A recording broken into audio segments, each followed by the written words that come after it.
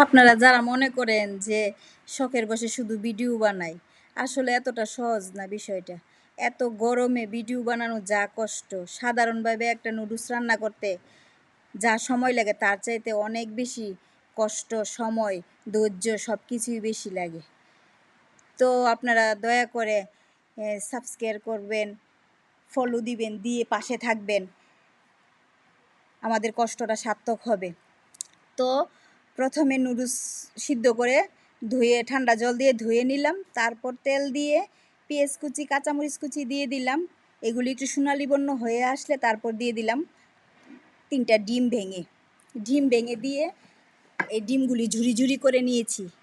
ঝুরি ঝুরি করে নিয়ে তারপর এর মধ্যে দিয়ে দিলাম একটু গোলমরিচের গুঁড়া, তারপর দিয়ে দিলাম একটা ম্যাগি মশলা, আর দিয়ে দিলাম কুচি করা টমেটো।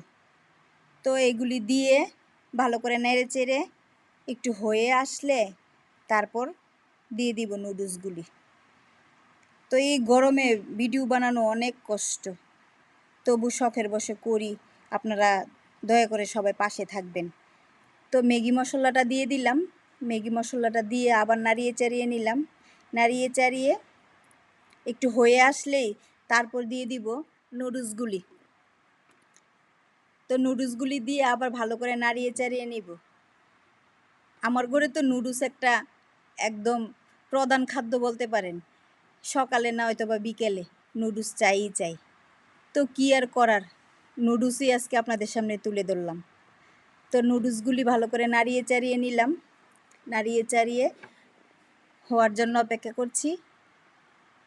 তো হলে এই নুডলসটা নামিয়ে সবাই মিলে সন্ধ্যায় আমরা খাবো। তো সন্ধ্যায় সবাই মিলে এই নুডলসটা খাবো। দেখুন এভাবে বসে, আর 1 কাপ চা আর নুডলস, সন্ধ্যার আমাদের নাস্তা।